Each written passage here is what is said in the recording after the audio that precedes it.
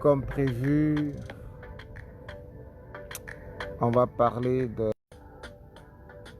puis savoir lire et écrire le langage IFA. Maintenant, à quoi ça va servir? À quoi ça peut servir? En effet, IFA, c'est une divination, on va dire ça comme ça. Mais avant d'être une divination, c'est d'abord un langage. Où on va dire que cette divination utilise un langage très utilisé par nos ancêtres. Et c'est en même temps le langage que partagent presque toutes les formes, d'accord, de religion ancestrale. En tout cas, dans la région du Golfe, du Bénin. Voilà, donc c'est un langage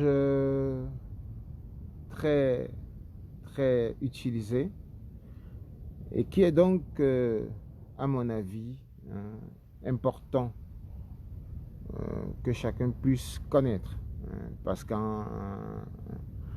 y a, dans ce que nos ancêtres ont laissé, il y a tellement de choses à découvrir, il y a tellement de solutions à des problèmes contre lesquels nous nous battons aujourd'hui, nous cassons la tête, alors que nos ancêtres avaient résolu bon nombre d'entre eux. Donc pour avoir accès à ce patrimoine ancestral, je trouve qu'il faut connaître le langage IFA. Je ne dis pas qu'il faut connaître la sagesse IFA, parce qu'il y a le langage IFA, mais il y a la connaissance IFA, il y a la sagesse IFA. La sagesse IFA, c'est tout un autre domaine, c'est toute une galaxie d'informations. Et là, c'est autre chose. C'est comme s'alphabétiser en français. Ça ne veut pas dire connaître le dictionnaire. Se cultiver en français en connaissant le dictionnaire, c'est autre chose encore. Donc, voilà. Ce dont nous allons parler, c'est les bases alphabétiques du langage IFA. Voilà. C'est un langage qui code beaucoup d'informations. Ce n'est pas que l'oracle.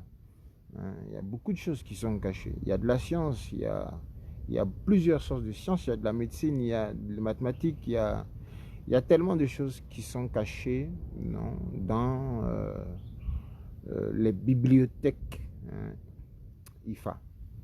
Et il faut connaître le langage pour espérer pouvoir accéder à ça. Donc, partagez la vidéo, faites en sorte qu'il y ait plus de gens qui profitent et on y va dans les détails. Même si aujourd'hui, on ne va pas pouvoir tout aborder, on va dire l'essentiel. Et comme on est en direct, allons aller pour les questions et j'espère qu'on va s'entendre. Non, je crois qu'on va s'entendre. Merci de partager la vidéo.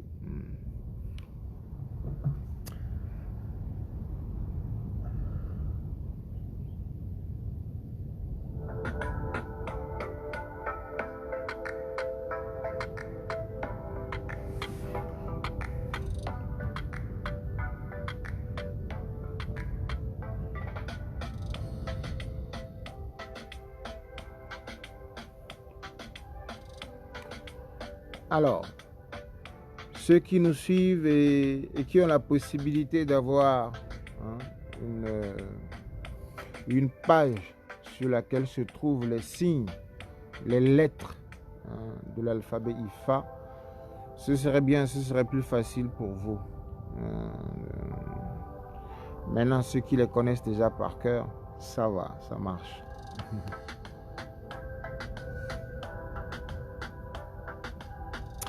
Partagez la vidéo.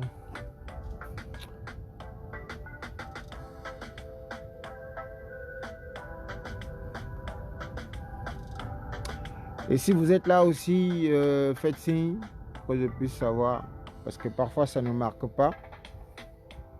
Et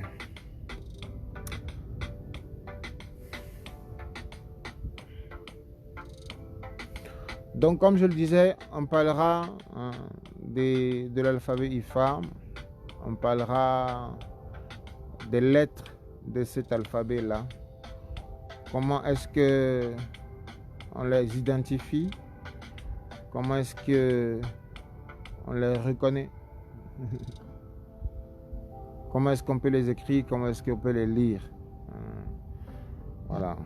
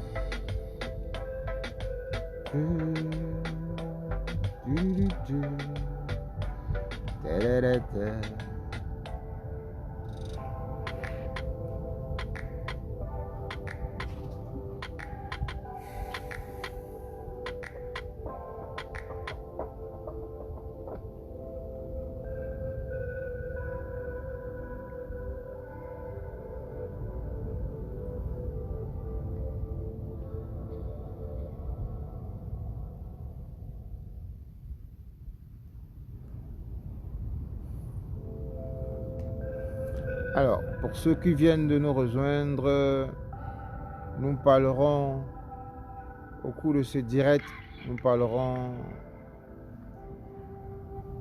de l'alphabet IFA, des lettres, pour ne pas dire des signes IFA.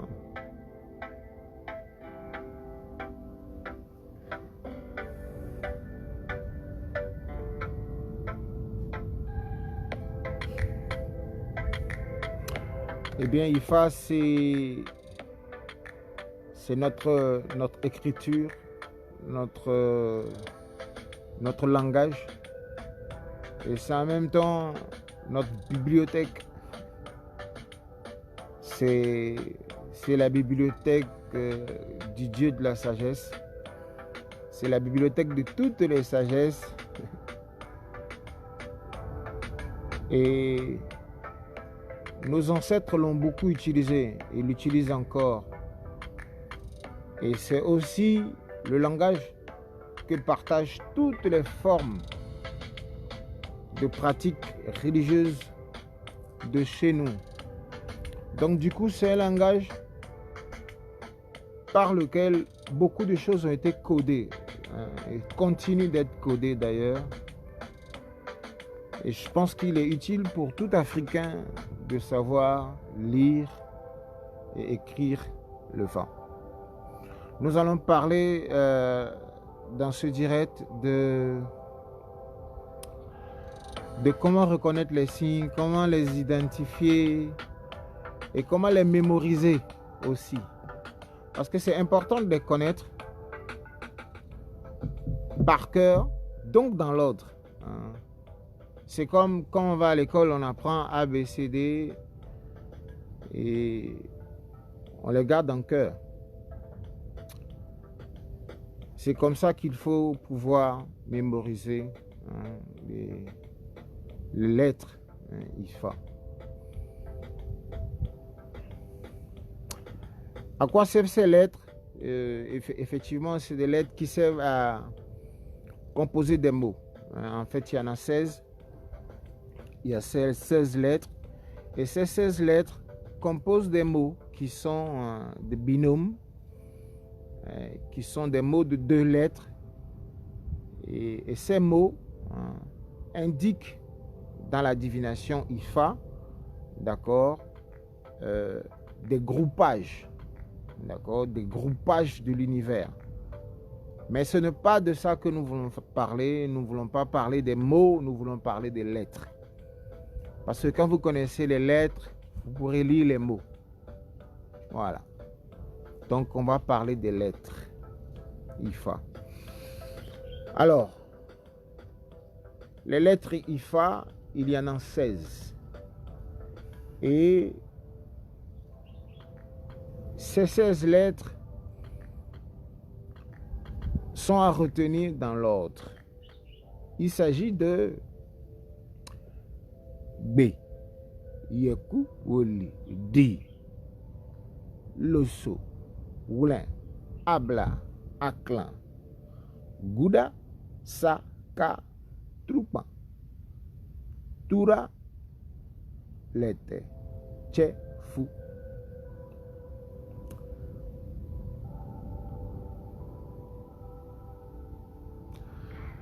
Donc, ces lettres, comme à l'école, on nous apprend, par exemple, des méthodes pour pouvoir retenir les conjonctions de coordination, par exemple.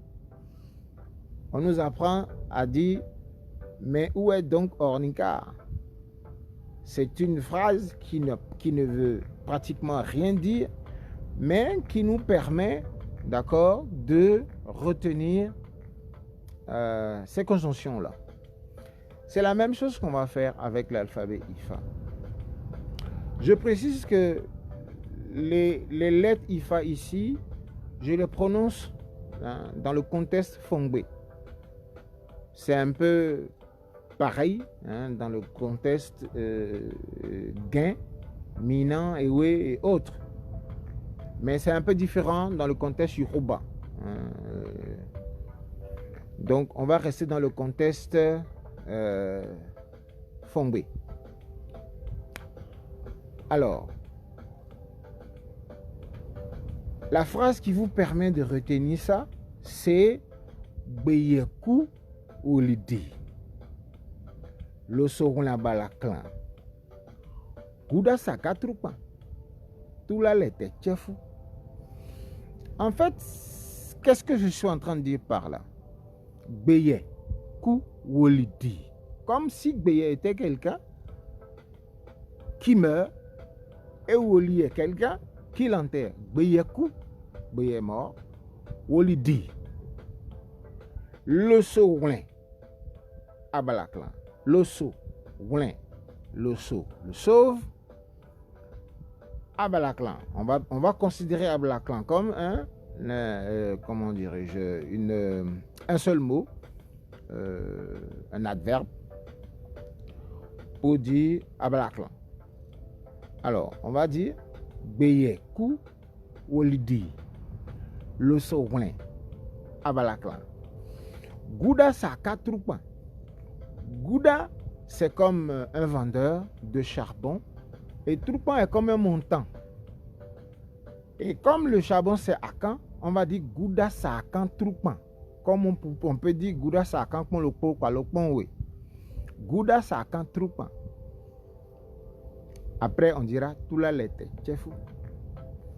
Tula Lete Tchefou, c'est le dernier phrasé qui ne veut rien dire, mais qui est facile à retenir. Tula Lete Tchefou. Donc, on recommence. Beyeku Wolidi. Beye est mort et Woli l'a enterré. Retenez ça comme ça. Beyeku Wolidi. Le Soulin. Le Soul l'a sauvé. Abalaklan. Le Soulin Abalaklan. Gouda Saaka Trupan. Comme pour dire Gouda Saaka Ponwe. Gouda Saaka Trupan. Après, on finit avec toute la lettre Tchefou. Alors c'est simple. Si on arrive à retenir ça comme ça, on le met en chanson. Ogbeyeku Olidi. Le Sowen la balaklan. Gouda Saka Trupan. Tout là lettre Tchefou. Ça vous permet de retenir les 16 lettres en vous amusant. Et dans l'ordre. Voilà. Donc c'est la première méthode que je vous propose pour pouvoir retenir les 16 lettres de l'alphabet IFA.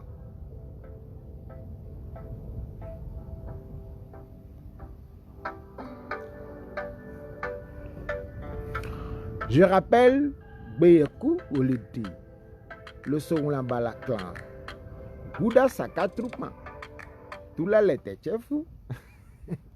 C'est tellement simple. Bon, peut-être que parce que moi, je l'ai répété plusieurs fois que je trouve ça simple. Donc, quand vous réécoutez la vidéo, vous retenez la méthode et ça vous permet de retenir les 16 signes facilement. Maintenant, comment est-ce que vous les reconnaissez? Parce qu'une chose c'est d'avoir ça en tête, mais une chose est de pouvoir les identifier. Là aussi, c'est très simple. D'accord? Il y a 16 signes. 16 lettres donc. Les 4 premiers sont particuliers. Les 4 premiers signes sont particuliers dans leur forme et les 12 qui restent se ressemblent 2 à 2. Le deuxième étant le renversé du premier. J'ai dit les 4 premiers, d'accord, sont particuliers et on va apprendre à les identifier. Les 12 qui suivent, c'est-à-dire à partir du 5e jusqu'au 16e, se ressemblent 2 à 2. On va les considérer comme mari et femme. D'accord? Et la femme est le renversé de son mari. Je reprends. Les 4 premiers signes ou les 4 premières lettres de l'alphabet IFA sont particulières dans leur forme. Les 12 qui viennent après, c'est-à-dire du 5e signe ou de la 5e lettre jusqu'à la 16e, il y a une ressemblance 2 à 2. Et cette ressemblance est que le premier est renversé pour obtenir le deuxième. Ça va? Alors, les 4 premiers signes qu'on a appris à mémoriser en chantant Bayakou Lidi. D'accord? B, pour le reconnaître, c'est 4 traits debout. D'accord? C'est 4 traits qui se suivent et ils sont debout, du haut vers le bas.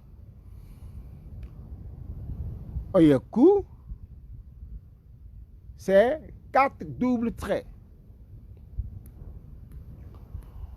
Woli, on va l'identifier en reconnaissant un bonhomme qui a faim. On dira Woli a faim et sa femme dit est enceinte. Woli a faim et sa femme dit est enceinte. Pourquoi dit-on qu'il a faim? Vous allez voir 2 traits, un trait et 2 traits. Ça ressemble à un bonhomme qui est debout avec un ventre plat. Pourquoi on dit que sa femme est enceinte? Eh bien, dit ressemble à un bonhomme ou une bonne femme, je ne sais pas comment on dit ça, qui est enceinte parce que vous avez un trait, 2 traits, 2 traits et un trait. Si vous regardez bien, il suffit de mettre une petite boule sur la tête de votre signe et vous avez créé le bonhomme. Et quand le bonhomme est créé, vous pouvez l'identifier par la description que je suis en train de partager avec vous. Donc j'ai dit quoi? B, c'est 4 traits qui se suivent. Yaku, c'est 2 traits 4 fois, c'est-à-dire 4 doubles traits. D'accord? Woli, lui, il a faim. Et comme il a faim, il a 2 traits dans le ventre, un double trait en haut, un double trait en bas. La femme étant enceinte, elle a un double trait, 2 doubles traits qui se suivent et puis un double trait comme pied. Donc c'est comme elle est debout et puis son ventre est devant. Ça va? Je vais lire le commentaire. Un bic et une feuille pour illustrer les signes nous aiderait beaucoup plus. Merci pour tout. Ouais, c'est vrai. J'y penserai à un tableau. Je penserai à un tableau la prochaine fois. D'accord? C'est promis. Je ferai en sorte qu'il y ait un tableau pour que ce soit plus facile.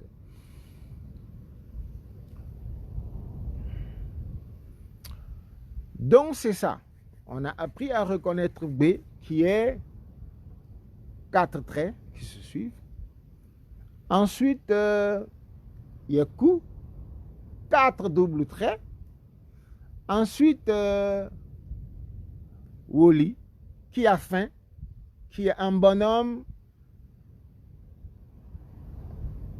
qui est représenté par un trait, un double trait plutôt, 2 traits dans le ventre et un double trait.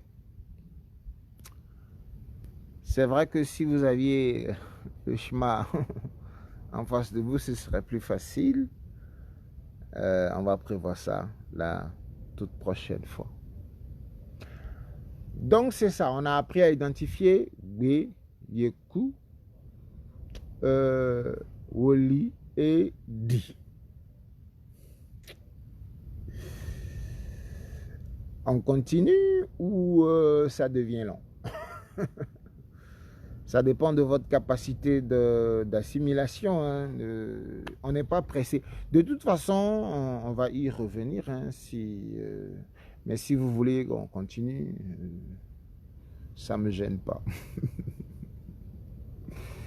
Alors, je voudrais rappeler déjà la phrase ou la chansonnette qui permettrait de mémoriser les signes. On va dire Ogbeyeku Olidi, le Sowlen Abalaklan, Koudasaka Troupan, tout là l'était chefou. Et j'ai dit, il faut toujours avoir en tête que Beyeku Olidi. Le Sowlen Balaklan. Gouda Sakan Troupan. Et on finit avec tout la lettre. Tchefou. Ça doit être simple, hein? Je pense que ça doit être simple.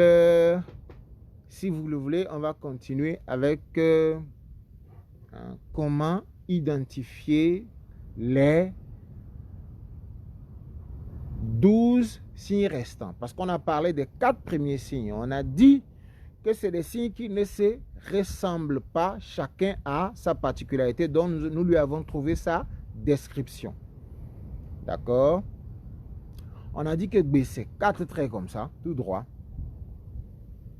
Comme ça, comme un serpent. Oyaku, c'est double trait. Aussi comme ça, comme un serpent. Woli, lui, il a faim. Woli, il a faim. Quand vous êtes en face du signe, mettez un petit cercle sur le signe en haut et imaginez le bonhomme, vous allez le décrire. Woli a faim. Et quand il a faim, il se retrouve comment? 2 traits, un trait et 2 traits. Donc c'est comme les 2 traits du bas sont comme son pied et son ventre est plat. C'est parce que son ventre est plat qu'on dit qu'il a faim. Et on va dire sa femme dit est enceinte. Parce que dans son ventre, il y a 2 traits. Il y a un trait en haut, 2 traits qui suivent et puis un trait en bas. On dira qu'elle est enceinte. Voilà.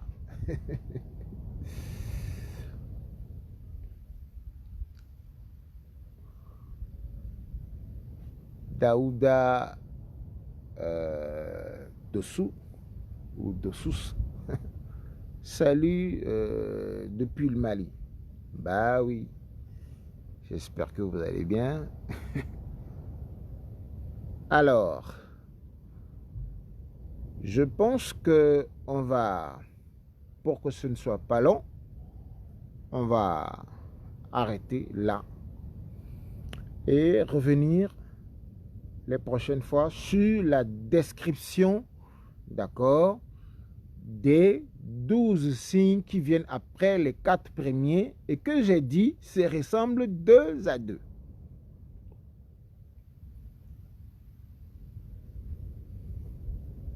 C'est bon?